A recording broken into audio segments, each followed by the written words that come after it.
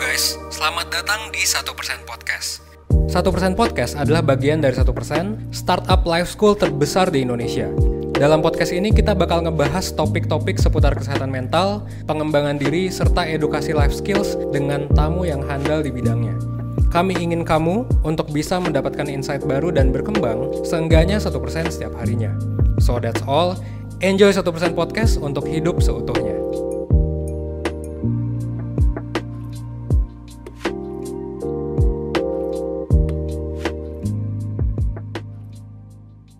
Halo persenar semuanya, balik lagi di podcastnya 1%. Dan hari ini interesting banget. Karena mau cerita aja. Aku tahu nama orang ini tuh udah berbulan-bulan. Kayak udah setahunan malah. Dari awal aku masuk 1% sampai udah keluar, sampai sekarang jadi hosting podcast. Temen-temen aku di 1% tuh hype dia banget. Kayak, Yun lo harus ngobrol sama dia. Kayak dia tuh baik banget, bla bla bla. Tapi gak kesempatan ngobrol sampai hari ini. Jadi, kita sambut aja orang yang sangat di-hype sama mentor-mentor 1%. Halo Kak Shibli. Halo Yuni, kamu dibayar berapa kah untuk ngomong seperti itu? Banyak lah.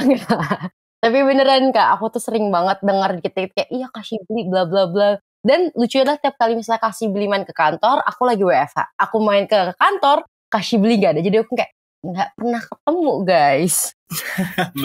belum jodoh untuk ketemu ya? Belum, iya. Jadi kita hari ini bikin podcast aja. Kak Shibli apa kabar?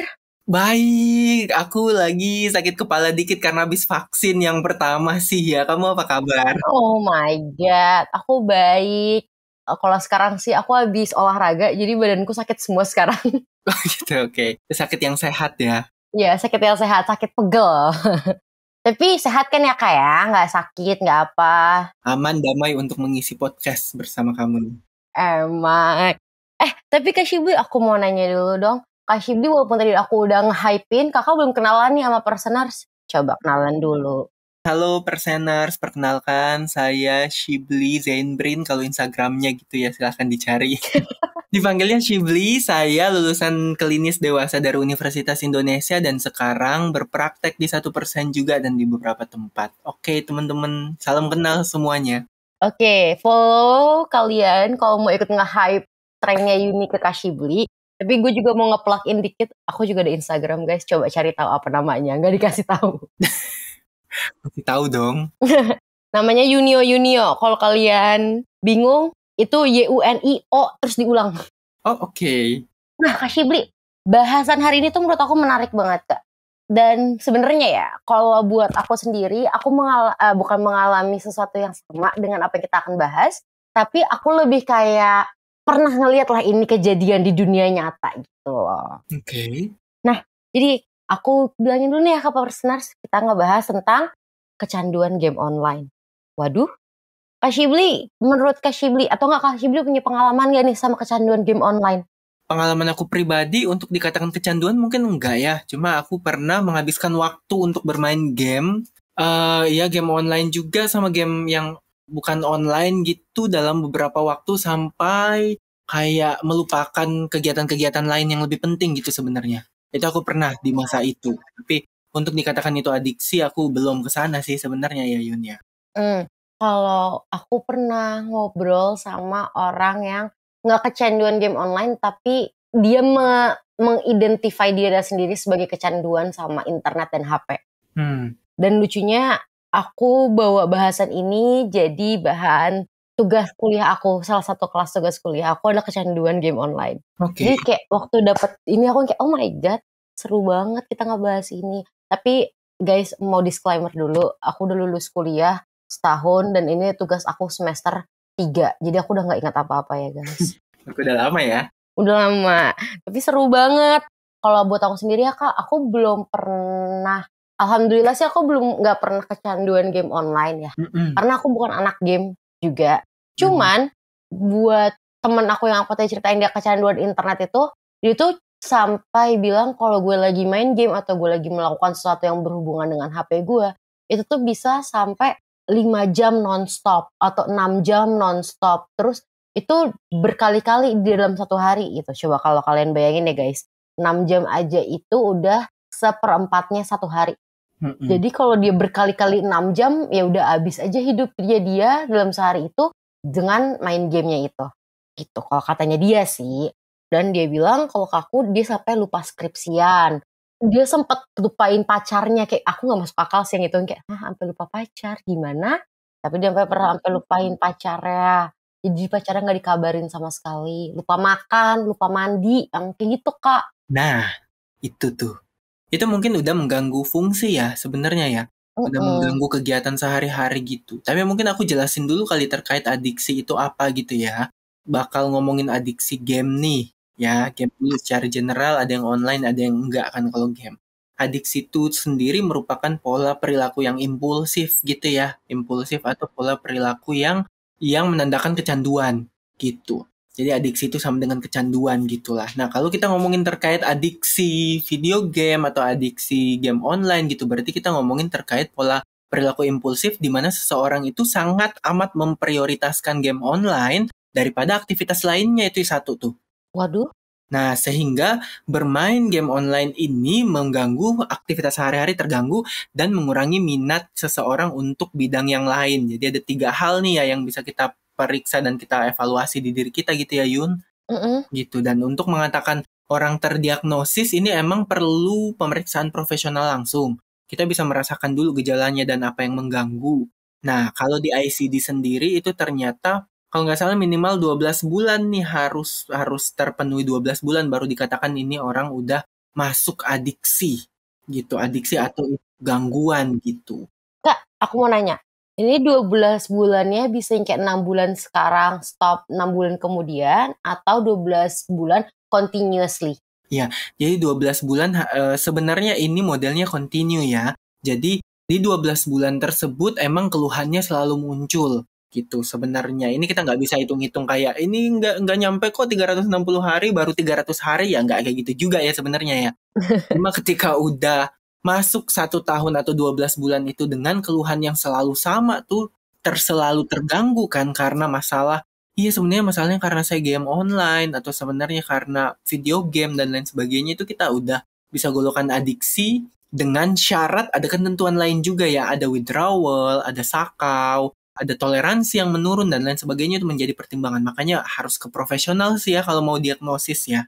Oh my God. Nah, kalau orang-orang yang adiksi sama substance ya, kayak minuman atau narkoba atau narkotik dan lain-lain kan sakaunya kelihatan ya, mereka physical reaction. Nah, apakah kalau adiksi sama game juga physical reaction, Kak? Kurang lebih sama, tapi mungkin dinamika interaksi biologisnya yang mungkin agak berbeda gitu ya. Tapi physical reaction-nya kurang lebih itu sama. Kalau lagi sakau, emang ada dorongan yang deg-degan, ada gemeteran, ada nggak enak gitu, gelisah, ada cemas, ada emosi nggak stabil gitu kalau nggak mendapatkan sumber adiksinya gitu loh. Oh my God. Menyeramkan juga ya, Kak, kalau kayak gitu. Iya, karena kalau kita udah ngomongin adiksi, maka kita ngomongin gangguannya, Yun. Iya sih benar. Nah, sebenarnya kalau kecanduan itu sendiri ya Kak, aku pernah baca soal ini, tapi aku mau nanya profesional nih. Yang pernah aku baca, kecanduan itu sendiri ada genetikanya. Itu tuh bener apa enggak Kak? Gak semua orang yang punya genetik seperti itu bakal adiksi, tergantung bagaimana lingkungan membentuk gitu ya sebenarnya ya. Cuma bukan karena genetika menjadi titik, oh orang lahir-lahir langsung kecanduan kan nggak gitu ya. Tapi beberapa orang emang lebih rentan untuk kena masalah-masalah tertentu terkait dengan sesuai dengan gen apa yang dibawa gitu sebenarnya. Misalnya ada yang lebih sensitif emosinya atau lebih sensitif misalnya bagian otak mana gitu ternyata dirangsangnya lebih sensitif gitu misalnya. Itu jadi kan mengarahkan ke gangguan-gangguan tertentu lebih gampang kena gitu dalam tanda kutip gitu ya. Oke. Bukan cuma nature doang, tapi ada nurture juga ya, ada lingkungannya ya Kak. Nah, kalau gitu nih ya, pertanyaan selanjutnya. Kayak menurut Kakak nih, lingkungan yang kayak gimana sih yang bisa membawa orang kecanduan, dan specifically buat podcast hari ini adalah kecanduan game online. Oke. Yang pertama lingkungan yang ada game pastinya ya. Bener sih. Karena ini sumber stres kan. Ini bukan maaf. Ini selain ini menjadi sumber stres, ini awalnya kan menjadi sumber coping. Oh betul. Aku pernah baca tentang ini. Iya, jadi ini kan menjadi cara kita untuk coping, cara kita untuk meregulasi stres di awal nih, awal-awal, oh ada game online nih, bagus nih kayaknya dimainin, oh bisa koneksi sama orang lain, oh bisa merilis stres karena saya ngobrol sama orang lain, oh bisa, gamenya asik gitu, ternyata ada banyak inovasi-inovasi nih di gamenya gitu, hal gitu kan. Ya lingkungan yang memperlihatkan kita game online itu pasti lebih besar lah, itu udah pasti kecenderungannya lebih besar untuk membuat kita bisa untuk memainkan game online dengan kadar yang tidak sehat. Apalagi kita aksesnya mudah banget gitu. Bener sih, kalau nggak ada aksesnya juga mereka nggak bisa ya Kak ya. Ya gimana kan, berarti kemungkinannya yang lain ya adiksinya.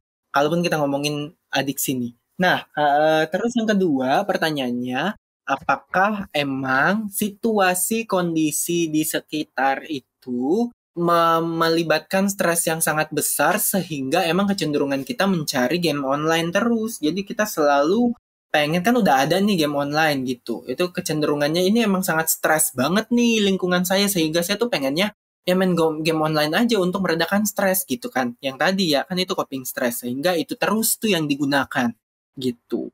Yang ketiga, apakah emang tidak ada batasan yang dibuat dari lingkungan, misalnya seperti itu. Oh gitu. Misalnya tidak, iya orang tua kita atau siapapun itu bisa ngomong ya Yun, kalau jangan terlalu banyak main game gitu. Tapi kan dia tidak membatasi, tidak ngambil game atau tidak tegas membatasi itu sehingga lingkungan seperti itu juga memungkinkan kita untuk udah adiktif nih, mungkin belum masuk ke adiksi, tapi udah adiktif gitu, udah kayak ini udah enak gitu di saya tuh udah nemu ini pola untuk main gamenya gitu ya. Baru tuh misalnya orang-orang tua atau orang-orang sekitar tuh baru kayak mengingatkan kita ketika kita udah sangat adiktif gitu. Jadi nggak ada pencegahan di awal gitu. Jadi udah kecebur duluan lah istilahnya ya Kak. Baru orang-orang dia kecebur, bukan yang lu jangan main di kolam renang. Sekarang malah udah kecebur baru diselamatin. Bahaya juga ya Kak ya. Jadi kayak kalau ada akses dan tidak ada limitasi dengan lingkungan mereka, itu bisa membuat mereka kecanduan sama beberapa hal gitu, termasuk game online. Kecenderungannya lebih besar gitu ya. Kalau dibilang itu yang membuat, aku nggak bisa bilang seperti itu juga ya Yun, tapi kecenderungan lebih besar untuk bisa kena adiksi game online gitu. Kayak kita ralat, bukan membuat, tapi ada correlation-nya between si A dan si B. Ya, betul. Oke. Nah, nih tapi Kak, aku mau nanya. Kalau emang udah, yang tadi aku bilang, udah kecebur duluan nih. Kita udah kecebur duluan, menurut Kakak gimana kuratifnya, gimana kita penyembuhannya? Oke. Kalau udah kecebur, emang ini udah sangat amat sulit ya, karena apa? Ketika kita ngomongin adiksi, maka dia pun udah sulit untuk mengurangi dan dia pun untuk sulit banget untuk mandiri banget gitu sebenarnya Yun. Kalau kita ngomongin adiksi, ya. Okay. Tapi kalau kita ngomongin, saya pengen mengurangi, saya pengen membatasi gitu. Sebenarnya itu bisa dilakukan secara personal gitu. Jadi hal pertama kalau misalnya udah adiksi, sebisa mungkin emang kita cari bantuan lah. Sekarang tuh udah zamannya untuk mencari bantuan di luar yang profesional gitu loh Yun. Jadi nggak apa-apa banget gitu. Tapi kalaupun kita mau melakukan sendiri, apa yang harus dilakukan gitu ya? Untuk kalau misalnya mereka nggak ada akses nih Kak ke profesional gitu. Iya, betul. Kalaupun kita mau melakukan sendiri karena nggak ada akses dan alasan yang lain. Yang pertama, yuk sama-sama bikin lingkaran setannya dulu biar kita paham. Ya, kita mesti usaha nih untuk diri kita untuk bikin lingkaran setannya kayak gini loh. Misalnya, aku setiap kali stres ngeliatin skripsi jadinya pengen main game online. Setelah main game online itu aku jadi merasa enak karena ngobrol sama teman, karena aku jadi jago di game online daripada jago di skripsi, misalnya gitu. ada rasa jagonya gitu tetap ya. Ada rasa gitu kan, ada rasa puas gitu sebenarnya kan. Saya lebih puas di game online daripada mengerjakan skripsi gitu, sehingga saya mending main game online gitu misalnya.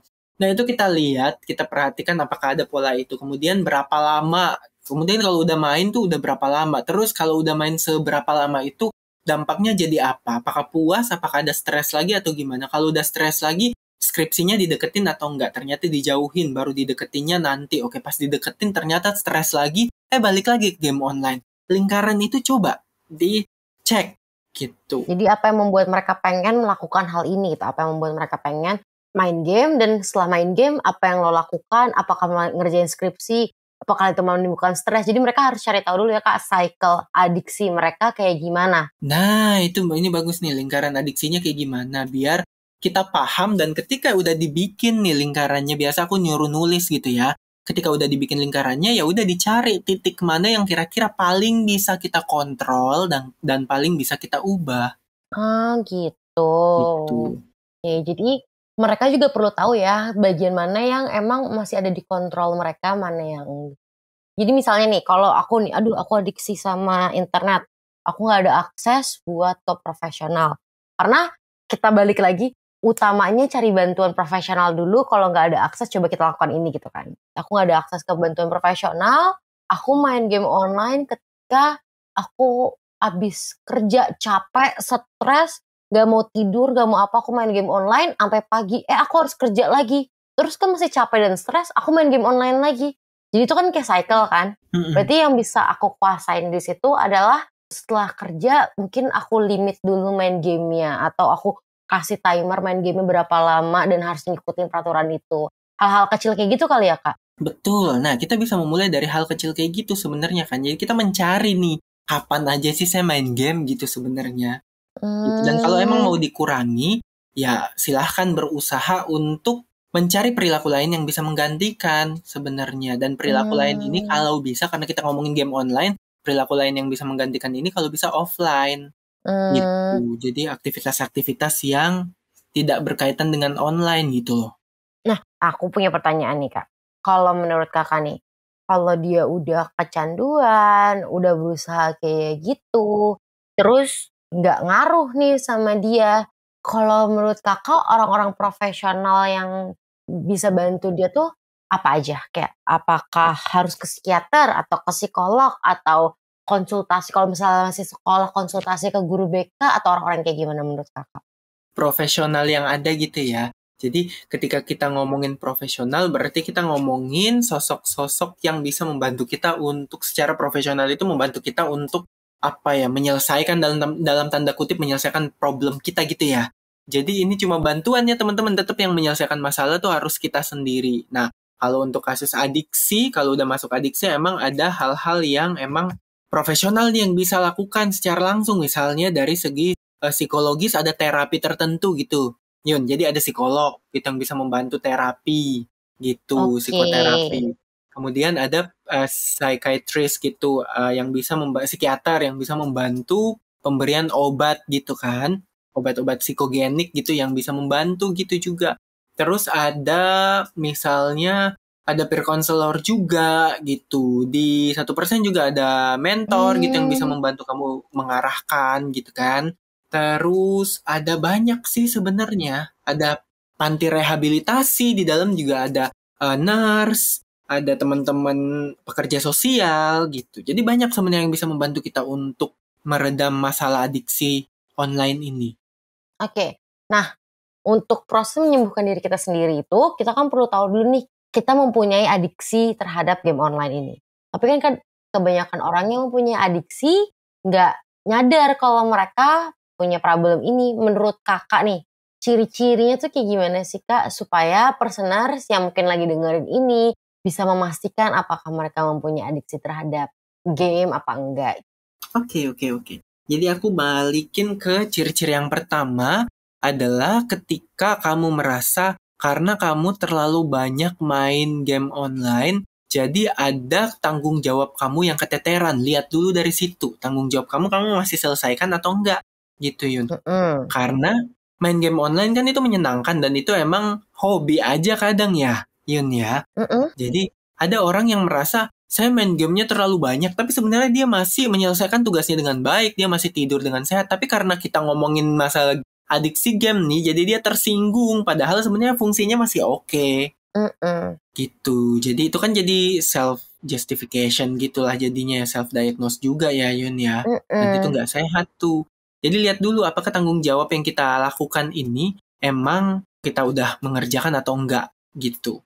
Kemudian apakah sudah ada ini kalau dari orang lain, apakah ada yang sangat amat mengeluhkan kita dalam segi entah pekerjaan, entah pendidikan, atau dalam segi perilaku kita tuh dieluhkan gitu. Karena aduh main game online terus nih gitu. Kok lupa sih ngerjain kelompok karena game online, karena ini gitu loh. Jadi udah mulai mengganggu kehidupan sehari-harinya mereka lah istilahnya, Kak.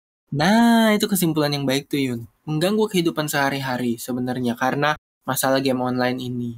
Oke. Nah, yang aku pernah baca juga nih, Kak, dan kita jadi sempat ngebahas kalau tidak melakukan game ini atau tidak bermain game online mendatangkan rasa cemas karena orang-orang yang aku baca orang-orang yang punya adiksi ke nikotin atau ke alkohol atau ke narkotik lain-lainnya juga mendapatkan hal yang sama. Jadi benar nggak, Kak? Mereka kan, gue udah nggak berjam-jam nggak main cemas gitu. Mungkin nggak? Memungkinkan banget. Kan itu salah satu gejala toleransi yang udah rendah ya terhadap game online, atau itu bisa digolongkan juga, ini masih dilihat lagi, cuma bisa digolongkan juga reaksi withdrawal gitu atau sakau gitu ya, gitu. Karena udah lama nggak nyentuh, jadi ada perasaan cemas ketika, aduh, harus nih gitu. Jadi ada kata harus, ada should gitu yang muncul gitu loh Yun. Oh gitu ya. Mm-mm. Jadi menarik banget ya, benar-benar bukan cuman kayak, oh ya lo keserangan main internet, lo adiksi. Enggak, ternyata adiksi terhadap game online ini sendiri tuh bisa cukup parah mempengaruhi hidup kita gitu ya, kayak kalau dipikir-pikir. Betul. Nah, kalau gitu, ini sekarang kita masuk ke lebih scientific ya dikit, Kak. Karena aku juga penasaran. Sebenarnya tadi kita ngebahas kalau ada genetik yang membuat orang cenderung lebih sensitif ke adiksi gitu kan.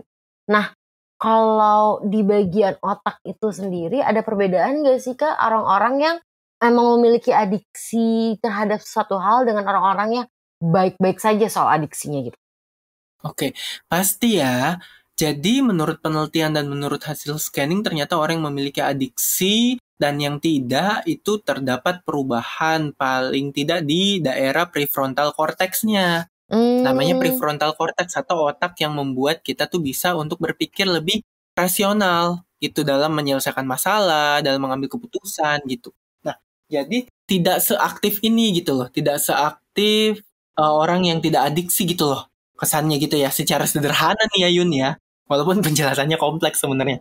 Oke, jadi sebenarnya berarti beneran ada ya, Kak, ada physical changes-nya ya antara orang-orang yang memiliki adiksi walaupun itu adalah game dengan orang-orang yang tidak memiliki adiksi.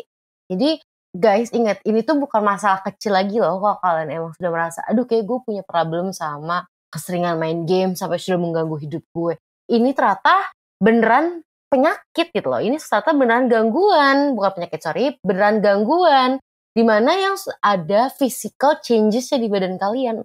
Bagian otak kalian tuh ada perbedaan dengan orang-orang yang tidak memiliki adiksi, satu. Yang kedua, kalian mengalami physical reaction gitu loh kalau kalian gak main game. Itu kan juga udah bukan cuma pikiran kalian doang. Ini bener-bener ada problem dengan badan kalian juga gitu kan. Dan selain itu juga sosial kalian juga terbengkalai gitu loh. Teman kalian bisa aja ninggalin kalian, keluarga kalian. Bahkan kalau yang sudah nikah punya anak bisa juga tetap ditinggalin gitu.